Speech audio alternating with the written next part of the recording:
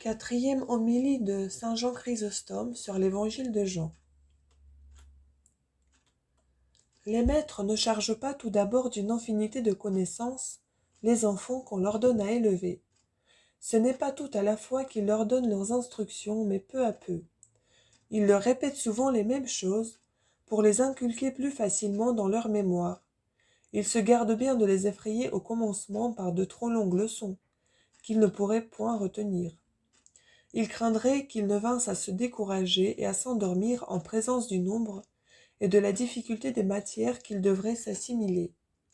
Je suivrai cet exemple et cette méthode, j'adoucirai votre travail, mes frères, je rendrai votre peine légère. Peu à peu et par petites portions, je vous distribuerai ce qu'on nous sert sur cette sainte table, et de cette manière je le ferai entrer dans votre esprit et dans votre cœur. Voilà pourquoi je vais reprendre encore les paroles de mon texte, non pour vous redire les mêmes choses, mais pour suppléer à ce que j'ai omis. Commençons donc, rappelons les paroles que j'ai dites au commencement de mes discours. Au commencement était le Verbe, et le Verbe était avec Dieu. Pourquoi les autres évangélistes, ayant commencé leur évangile par l'incarnation de Jésus-Christ, début de parenthèse, car Saint Matthieu commence ainsi, le livre de la génération de Jésus-Christ, fils de David. Saint Luc entre en matière par l'histoire de Marie, et saint Marc rapporte presque les mêmes choses, commençant par l'histoire de Jean-Baptiste. Pourquoi, dis-je, saint Jean se contente-t-il d'un mot sur ce sujet? Et le Verbe s'est fait chair, et passant sous silence tout le reste, sa conception, son enfantement, sa croissance, son éducation, arrive-t-il aussitôt à sa génération éternelle? Vous m'en demandez la raison? Je vais vous l'expliquer sur le champ.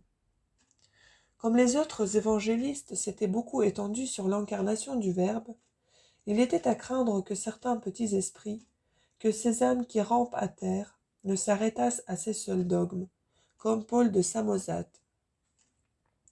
Justement préoccupé d'arracher à ces basses pensées ceux qui seraient tentés d'y tomber, et voulant élever leur regard vers le ciel, saint Jean a soin de commencer sa narration par l'existence céleste et éternelle du Verbe. Saint Matthieu avait commencé son histoire par le roi Hérode, saint Luc par Tibère César, saint Marc par Jean-Baptiste. Saint Jean laisse là toutes ces choses, s'élève incontinent et au-dessus du temps, et au-dessus de tous les siècles, y fixe en quelque sorte l'esprit de ses auditeurs et dit « Au commencement il était ». Il ne marque point de lieu où l'on puisse s'arrêter, et ne fixe point d'époque, comme font les autres évangélistes qui nomment Hérode, Tibère et Jean-Baptiste. De plus, ce qui est infiniment admirable, après s'être élevé à la plus haute sublimité, il ne néglige pas de parler de l'incarnation. Et de même les évangélistes qui en ont fait le récit ne se sont point tus sur l'existence antérieure au siècle, ce qui était juste, et ne pouvait être autrement puisque c'est un seul et même esprit qui les inspirait et les faisait parler. Voilà pourquoi on voit tant d'accords et une si belle harmonie dans ce qu'ils ont écrit. Pour vous, mes chers frères, lorsque vous entendez nommer le Verbe, ne souffrez pas ceux qui le disent une créature, ni ceux qui s'imaginent qu'il est simplement la parole, car il y a plusieurs paroles, plusieurs ordres de Dieu, à quoi les anges même obéissent, mais aucune de ces paroles n'est Dieu. Elles sont toutes des prophéties et des commandements, et c'est ainsi que l'Écriture a coutume d'appeler les lois, les préceptes et les ordonnances que Dieu fait. Voilà pourquoi elle dit des anges, « Vous êtes puissants et remplis de force, vous faites ce qu'il vous dit. » Psaume 102, verset 20. Mais ce Verbe est une substance dans une hypostase, ou une personne qui émane du Père impassiblement. Voilà, je l'ai dit, ce que saint Jean veut désigner par le nom de Verbe. Comme donc ce mot au commencement était le Verbe montre l'éternité, de même celui-ci. Le Verbe était au commencement avec Dieu, marque la coéternité.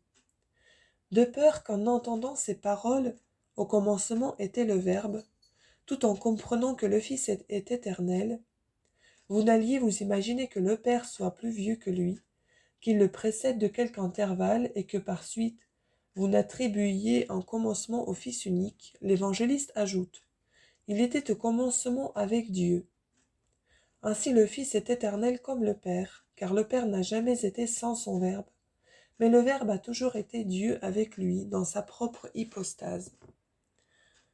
Comment donc direz-vous s'il était avec Dieu? Jean a-t-il ajouté, il était dans le monde. Chapitre 1 de l'évangile de Jean, verset 10. C'est parce qu'étant Dieu, il était avec Dieu et dans le monde.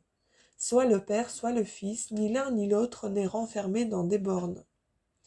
En effet, si sa grandeur n'a point de bornes, Psaume 100,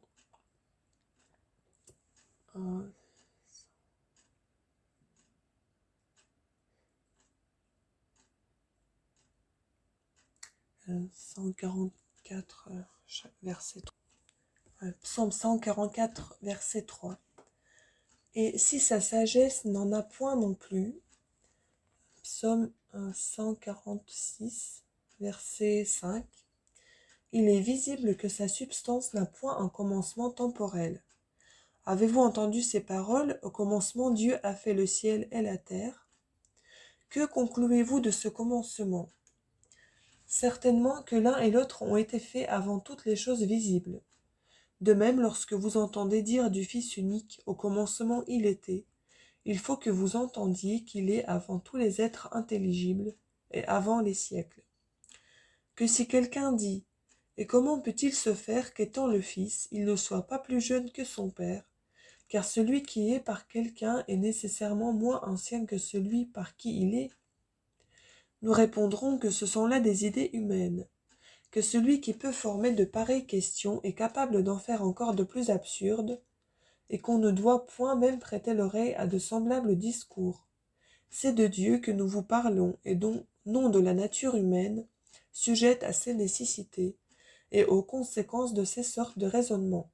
Mais toutefois, pour confirmer les faibles, nous allons vous donner une réponse. Dites-nous donc, le rayon du soleil sortir de la substance du soleil ou de quelque autre corps? Si nous n'avons pas perdu le sens et la raison, nous avouerons nécessairement qu'il sort de sa substance.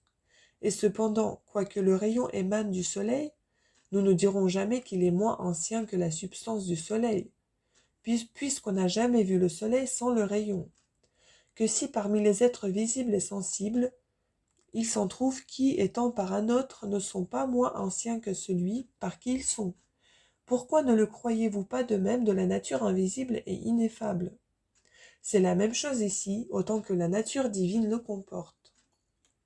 C'est aussi pour cette raison que saint Paul appelle ce même Fils d'un nom, par lequel il déclare tout à la fois et qu'il émane du Père et qu'il lui est coéternel. Épître aux Hébreux, chapitre 1, verset 3. Quoi donc? N'est-ce pas par lui que tous les siècles et le temps ont été faits? Il faut que tout homme, s'il n'est devenu fou, le confesse. Il n'y a donc point d'espace de temps entre le Fils et le Père. S'il n'y en a aucun, le Fils n'est donc pas moins ancien, il est coéternel, car avant et après sont des termes qui marquent le temps, qui le supposent. Or Dieu est au-dessus des temps et des siècles. Mais abrégeons, que si vous vous entêtez à soutenir que le Fils a un commencement, prenez garde que vous ne soyez forcés par la même raison à donner aussi au Père un commencement. À la vérité plus ancien, mais qui pourtant sera toujours en commencement.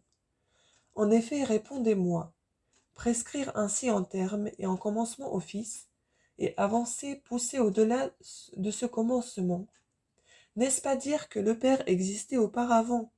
Certes, cela est visible. Dites-moi donc, de quel espace de temps le Père a-t-il la préexistence sur le Fils? Car soit que vous le disiez court, soit que vous le disiez long, vous avez dès lors enfermé le Père sous un commencement. En effet, après avoir mesuré cet espace de temps, vous nous direz s'il est ou court ou long. Mais une telle détermination serait impossible.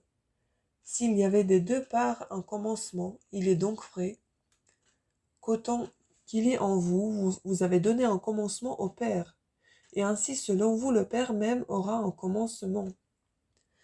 Par là, mes chers frères, vous pouvez parfaitement connaître la vérité de cette parole du Sauveur, et que ce qu'il dit est en tout et partout un témoignage de sa vertu et de sa sagesse. Mais que dit-il? Celui qui n'honore pas le Fils n'honore pas le Père. Je sais qu'il y a bien des gens qui ne comprennent pas ces choses. Voilà pourquoi nous évitons souvent d'agiter ces questions de raisonnement, parce qu'elles ne sont pas à la portée du peuple, ou que, s'il y entend quelque chose, il n'y trouve rien d'assez solide ni d'assez inébranlable. Car les raisons des hommes sont sujettes à erreur, et leurs pensées sont trompeuses. Livre de la Sagesse, chapitre 9, verset 14.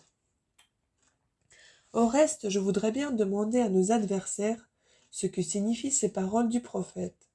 Il n'y a point eu d'autre Dieu avant moi, et il n'y en aura point après moi.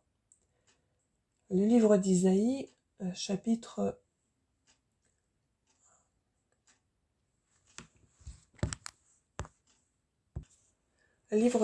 chapitre 43, verset 10, et chapitre 45, verset 22. Car si le Fils est moins ancien que le Père, comment le Père dit-il, il n'y en aura point après moi? Nierez-vous donc la substance du Fils unique? Il faut en effet ou que vous en veniez jusqu'à cet excès d'impudence, ou que vous reconnaissiez et confessiez la divinité dans la propre hypostase du Père et du Fils. Mais comment ces paroles, tout a été fait par lui, sont-elles vraies? Si le temps est plus ancien que lui, comment ce qui est avant lui a-t-il été fait par lui? Ne voyez-vous pas maintenant, mes frères, dans quel abîme de témérité et d'impudence le raisonnement a jeté ces hérétiques pour s'être une fois écarté de la vérité? Mais pourquoi l'évangéliste n'a-t-il pas dit que le Fils a été fait de choses qui n'étaient point, comme saint Paul le déclare et l'assure de toutes choses par ces paroles, qui a appelé ce qui n'est point comble ce qui est. Épître aux Romains, chapitre 4, verset 17. Et pourquoi dit-il, au commencement était le Verbe, car ces paroles de saint Jean sont contraires à celles de saint Paul. À quoi je réponds que c'est avec justice et avec raison que l'évangéliste s'explique ainsi, car Dieu n'est point fait et il n'y a rien avant lui. Mais disons-le, ces discours ne peuvent sortir que de la bouche des païens. Répondez-moi sur ceci. Ne conviendrez-vous pas que le Créateur est incomparablement plus excellent que toutes les créatures? Mais si ce qui est créé de rien lui était semblable, où se trouverait-elle alors cette excellence incomparable? Et de plus, comment expliquerez-vous ces paroles? C'est moi qui suis le premier et le dernier. Livre d'Isaïe, chapitre 41, verset 4. Et il n'y a point eu d'autre Dieu avant moi. Livre d'Isaïe, chapitre 43, verset 10. Car si le Fils n'est pas consubstantié le Père, il y a un autre Dieu. S'il ne lui est coéternel, il est après lui. Et s'il n'est pas émané de sa substance, il est visible qu'il a été fait. Que si les Ariens et les Anoméens nous répliquent que c'est par opposition aux idoles que le prophète a parlé de la sorte, ou pour distinguer d'elles le seul vrai Dieu, pourquoi n'accorde-t-il pas aussi que Dieu est dit seul vrai Dieu par opposition aux idoles? Que si encore une fois ces paroles ne sont là que pour marquer la différence qu'il y a entre Dieu et les idoles, comment expliqueront-ils tout le passage en entier? Car Isaïe dit « Après moi, il n'y a point d'autre Dieu ». Par où il ne prétend point exclure le Fils de la divinité, mais il veut seulement déclarer et enseigner ceci. Il n'y a point d'idole Dieu après moi. Non que pour cela le Fils ne soit point Dieu. Soit direz-vous. Mais quoi? Ces paroles, avant moi il n'y a point eu d'autre Dieu, les expliquerez-vous aussi en disant qu'à la vérité, il n'y a point eu auparavant d'idole Dieu, mais que néanmoins le Fils est antérieur? Et quel démon parlerait de la sorte? Non, je ne crois pas que le diable même l'osât. Mais en un mot, si le Fils n'est pas coéternel au Père, comment direz-vous que sa vie n'a point de fin? Car s'il a commencé, dut-il ne point finir? Il ne sera pourtant pas euh, il ne sera pourtant pas immense. L'immense doit être immense, et quant au commencement et quant à la fin. Saint Paul l'a ainsi défini par ces paroles. Il n'a ni commencement ni fin de sa vie. Épître aux Hébreux, chapitre 7, verset 3. En quoi l'apôtre déclare que le Fils n'a point de commencement ni de fin. S'il est sans borne de ce côté, il est sans borne aussi de l'autre. Il ne finira point, il n'a pas commencé. Mais comment étant la vie, y aurait-il eu un temps auquel il n'aurait point été? Il n'y a personne qui ne dise et ne confesse que la vie est toujours, qu'elle n'a ni commencement ni fin, et par suite le Fils qui est la vie. Mais s'il a été un jour auquel il n'était point, comment celui qui un jour n'était point serait-il la vie des autres? Pourquoi donc disent les hérétiques, Jean lui a-t-il donné un commencement en disant, au commencement il était? Quoi? Vous vous arrêtez à ce mot au commencement, et à celui-ci il était. Et vous ne portez pas votre attention jusqu'à cet autre, le Verbe était. Que répondrez-vous donc à ce que le prophète dit du Père? Vous êtes depuis le siècle et jusque dans le siècle. Psaume 89, verset 2. Est-ce que par ces paroles il lui donne des bornes? Point du tout. Mais il déclare et il montre son éternité. Pensez de même de cet endroit de Saint Jean. Ce n'a point été pour le renfermer dans des bornes qu'il a usé de ces termes, car il n'a point dit il a eu un commencement, mais au commencement il était. Vous portant à penser par ces paroles, il était que le Fils est sans commencement. Mais vous m'objecterez. Le Père est appelé Dieu avec l'article et le Fils sans article. N'est-il pas vrai que l'apôtre parlant du Fils de Dieu dit « Du grand Dieu et notre Sauveur Jésus-Christ » Épître à Tite, chapitre 2, verset 13. Il dit encore « Qui est Dieu, élevé au-dessus de tout » Épître aux Romains, chapitre 9, verset 5. Je l'accorde, saint Paul, en ce dernier passage, nomme le Fils sans ajouter l'article devant le mot Dieu. Mais observez aussi qu'il fait de même à l'égard du Père. Car dans l'épître qu'il écrit aux Philippiens, il parle également de lui sans mettre l'article, qui ayant, dit-il, la forme et la nature de Dieu, n'a point cru que ce fût pour lui une usurpation d'être égal à Dieu. Épître aux Philippiens, chapitre 2, verset 6.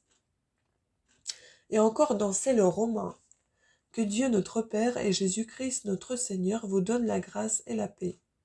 Épître aux Romains, chapitre 1, verset 7. Sans compter qu'il eût été superflu de faire ici précéder l'article, lequel est répété plus haut dans plusieurs autres endroits.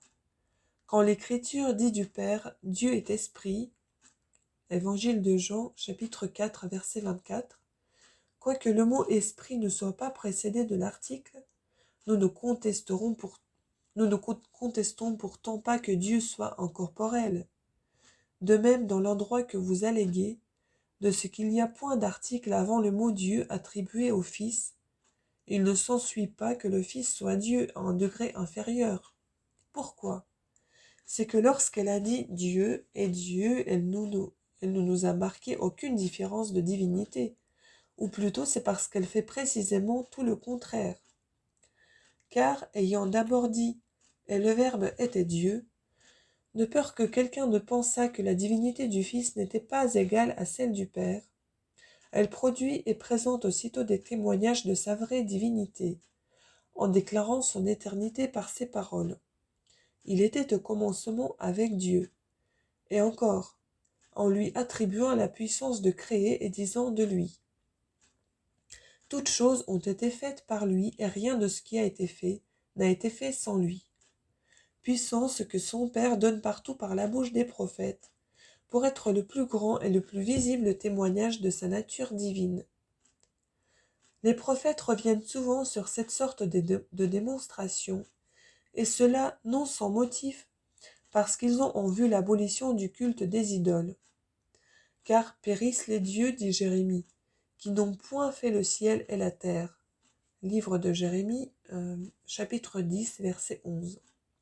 Et ailleurs, c'est moi qui de ma main ai étendu le ciel. Livre d'Isaïe, chapitre 44, verset 24. Le Père voulant donc montrer que c'est là une preuve visible et manifeste de sa divinité, la met partout et partout il l'emploie. Mais l'évangéliste, non content encore de ce qu'il a dit du Fils, l'appelle aussi vie et lumière. Si donc le Fils a toujours été avec le Père, si tout a été fait par lui, si c'est lui qui maintient et conserve toutes choses, car c'est ce que marque saint Jean en disant qu'il est la vie, s'il illumine tout, qui sera assez fou pour dire que l'évangéliste a ainsi mis et placé ces mots pour diminuer la divinité du Fils, tandis qu'il se sert au contraire de la preuve la plus forte pour établir son égalité et sa parfaite ressemblance avec le Père. Je vous en conjure, mes chers frères, ne confondons point la créature avec le Créateur, de peur que nous n'entendions dire aussi de nous-mêmes. Ils ont rendu à la créature l'adoration et le culte souverain, au lieu de le rendre au Créateur. Épître aux Romains, chapitre 1, verset 25. En vain l'on dirait qu'il faut entendre ces paroles des cieux. Elles interdisent absolument le culte de la créature, qui est proprement l'idolâtrie. Nous ne nous exposons donc pas à une si grande malédiction. Le Fils de Dieu est venu au monde pour nous délivrer de ce culte. Il a pris la forme de serviteur pour nous délivrer de cet esclavage. C'est encore pour cela qu'il a bien voulu être déshonoré par d'infâmes crachats et de honteux soufflets, et souffrir une mort très ignominieuse. Nous ne rendons pas inutiles toutes ces grâces et ces bienfaits. Je vous en conjure, mes frères, et ne retournons pas à notre ancienne impiété, ou plutôt à une impiété plus grande et plus énorme. Car il est d'une injustice extrême de rendre à la créature l'adoration et le culte souverain, et d'abaisser le Créateur jusqu'à la bassesse de la créature autant qu'il est en nous. Car cela ne l'empêche pas certes de subsister tel qu'il est. Mais pour vous, dit le prophète, vous êtes tous les jours le même, et vos années ne passeront point. Psaume 101, verset 28. Glorifions-le donc comme nous l'avons appris de nos pères. Glorifions-le par notre foi et par nos œuvres. Car la foi et la doctrine sont inutiles pour le salut si la vie est corrompue. C'est pourquoi réglons-la sur la volonté de Dieu. Écartons, chassons loin de nous toute action déshonnête, toute injustice, toute avarice. Soyons comme des étrangers hors de leur pays et de leur maison. Soyons très indifférents pour les choses présentes. Si quelqu'un a de grandes richesses et de grands biens, qu'il en use comme un voyageur qui doit partir d'un peu, soit qu'il le veuille, ou qu'il ne le veuille pas. Si quelqu'un a reçu une injure, qu'il ne garde pas éternellement sa colère, ou plutôt qu'il ne l'écoute jamais. L'apôtre ne la souffre que pour un seul jour. Que le soleil, dit-il, ne se couche point sur votre colère. Épître aux Éphésiens, chapitre 4, verset 26. Et cela est véritablement juste. Il est à craindre que la colère, quelque courte qu'elle soit, ne nous porte à de fâcheux et de funestes excès, et même il est difficile de l'empêcher, mais si la nuit nous y surprend, tout devient plus difficile et plus dangereux, parce qu'alors le souvenir de l'injure allume un grand feu dans le cœur, et qu'agités de cruelles pensées, nous sommes en longtemps à en garder l'amer souvenir. Saint Paul veut donc que nous prévenions et nous éteignions le mal avant que la nuit, que le temps du repos nous surprenne et vienne attiser l'incendie.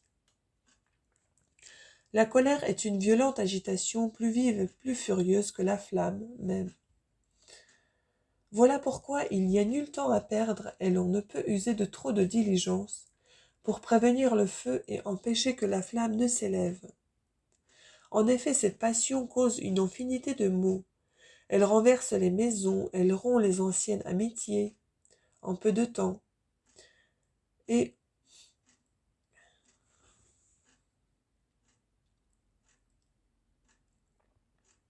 dans un moment, elle porte à des excès déplorables et nous fait commettre les actions les plus tragiques. Parce que, dit l'Écriture, l'émotion de la colère qu'il a dans le cœur est sa ruine. Livre de l'Ecclésiaste, chapitre 1, verset 28. Retenons donc cette bête avec le frein. Retenons-la par la crainte du jugement futur. C'est le mort le plus fort et le plus puissant de tous. Lorsqu'un ami vous aura offensé, ou qu'un des vôtres vous aura irrité, pensez à la multitude des péchés que vous avez commis contre Dieu, et considérez que si vous savez vous retenir et vous modérer, vous serez traité avec moins de rigueur au jour du jugement. Car Jésus-Christ dit, « Remettez et il vous sera remis. » Évangile de Luc, chapitre 6, verset 37. Et aussitôt vous serez guéris de votre maladie. Mais je veux encore que vous examiniez si lorsqu'il vous est arrivé de vous mettre en colère, vous ne vous êtes pas quelquefois retenu, et si quelquefois aussi vous ne vous êtes pas laissé emporter. La comparaison que vous ferez de ces deux états vous aidera beaucoup à vous corriger. Dites-moi, je vous prie, quand est-ce que vous vous êtes applaudi vous-même? Est-ce lorsque la colère vous a surmonté ou lorsque vous l'avez surmontée? N'est-il pas vrai que lorsque nous y avons succombé, nous nous blâmons fortement nous-mêmes, nous rougissons, quoique personne ne nous fasse aucun reproche, et par nos paroles et nos actions, nous donnons de grandes marques de repentir. Et que lorsqu'au contraire nous l'avons vaincu, nous nous réjouissons, nous tressaillons d'allégresse, comme venant de remporter une victoire. Pour un homme en colère, la victoire ne consiste pas à rendre la pareille, ce qui est au contraire la pire défaite. Elle consiste à souffrir courageusement le mal qu'on nous a fait ou qu'on nous a dit de nous. En effet, l'avantage ne reste pas à celui qui a fait le mal, mais à celui qui l'a enduré. Lors donc que vous vous mettez en colère, ne dites point « il faut que je rende la pareille, il faut que je me venge ». Et à ceux qui vous exhortent à vous contenir, ne répondez pas non. Je ne souffrirai point qu'après s'être moqué de moi, il demeure impuni. Sachez qu'il ne se moquera véritablement de vous que lorsqu'il vous verra user de vengeance. Mais s'il rit, s'il se moque de vous, quand vous vous tenez tranquille et en repos, il fait l'action d'un fou. Pour vous, n'ambitionnez point pour votre victoire les éloges des insensés. Contentez-vous de ce que les sages vous donneront. Mais à quoi pensais-je de vous proposer un public infime, un public composé d'hommes? Tournez-vous plutôt vers Dieu, c'est lui qui vous approuvera. Fort dans tel suffrage, gardez-vous de rechercher la gloire que dispensent les hommes. Leurs éloges sont dictés souvent par la faveur ou par un esprit de rivalité, et encore leurs louanges ne sont-elles donc d'aucune utilité? Mais le suffrage de Dieu est impartial et souverainement utile à celui qui en est honoré. Ce sont donc là les louanges et la gloire que nous devons chercher. Voulez-vous connaître quel mal que c'est la colère? Arrêtez-vous sur la place quand vous y verrez des gens se quereller. Vous ne pourriez pas facilement découvrir sur vous-même toute la laideur de cette infirmité, votre raison étant alors ensevelie dans l'ivresse et dans les ténèbres. Mais lorsque vous ne serez point ému de cette passion, et que votre jugement ne sera point prévenu, alors regardez-vous et contemplez-vous vous-même dans les autres. Voyez cette foule de peuple qui s'amasse de tous côtés, ces hommes en colère qui étalent en public leur honteuse folie. Dès que la colère vient à bouillonner, à exciter le cœur, à l'exaspérer, le feu sort et des yeux et de la bouche. Le visage s'enfle, les mains s'agitent de mouvements désordonnés, les pieds trépignent ridiculement. prêt à frapper ceux qui cherchent à intervenir dans ces transports insensés. L'homme en colère ressemble absolument à un fou. Il ne diffère même pas de ces ânes sauvages qui ruent et qui mordent. L'homme irascible est incapable de se modérer. Mais les acteurs de ces scènes ridicules, de retour ensuite dans leur maison, rentrant en eux-mêmes et réfléchissant sur ce qu'ils viennent de faire, sont tout à la fois saisis de douleur et de crainte. Alors ils cherchent et repassent dans leurs esprits ceux qui ont été présents à leur querelle. Et ces mêmes hommes qui, pareils à des fous, ne faisaient nulle attention à ceux qui les regardaient, se demandent ensuite leur sang-froid une fois revenus quels étaient les assistants. Étaient-ce des amis ou des ennemis? Ils craignent également les uns et les autres, cela pour leurs reproches qui les feront rougir de honte et de confusion. Ceci pour la joie qu'ils auront de leur déshonorer et de leur ignominie, de leur déshonneur et de leur ignominie. S'il y a eu des coups donnés, des plaies, des blessures, la crainte est alors bien plus grande. On redoute qu'il n'arrive quelque chose de pis à ceux qu'on a frappés ou blessés. On craint que la fièvre ne leur survienne et ne leur cause la mort, ou qu'une plaie difficile à guérir ne les mette en péril de la vie.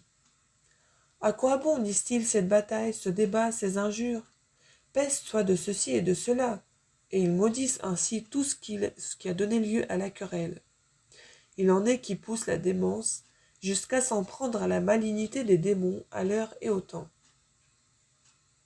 Mais ce n'est pas la mauvaise heure qui est cause de ce qu'ils ont fait. Il n'y a point d'heure mauvaise. Les malins démons non plus ne sont pas les auteurs de ce qui s'est passé.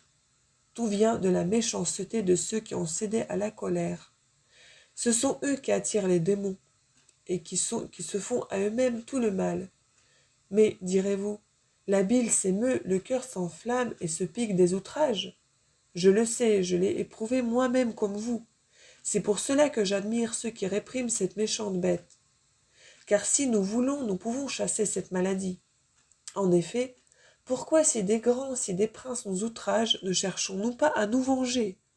N'est-ce pas parce que la crainte, qui n'est pas moins forte que la colère, intimide cette colère, et ne lui permet même pas d'éclater au dehors, mais qu'elle l'étouffe au dedans dès le commencement? Pourquoi enfin nos serviteurs, quand nous les chargeons de 1000 injures, le souffrent-ils sans dire un seul mot? N'est-ce pas parce que cette même crainte les lie et les retient? Mais vous, ne vous bornez point à songer à la crainte de Dieu. Dites-vous que ce même Dieu qui vous prescrit le silence est lui-même l'auteur de l'offense, et alors vous ne songerez plus à vous plaindre. Dites à celui qui vous insulte, que puis-je vous faire? Un autre retient ma langue et ma main. Et cette parole deviendra pour vous et pour l'agresseur une raison de vous modérer. Mais nous souffrons les choses même les plus insupportables par considération et par respect pour les hommes. Nous disons souvent à ceux qui nous insultent, « C'est un autre, ce n'est point vous qui m'avez fait de la peine. » Et nous n'aurons pas les mêmes égards, le même respect pour Dieu. Quel pardon pouvons-nous attendre?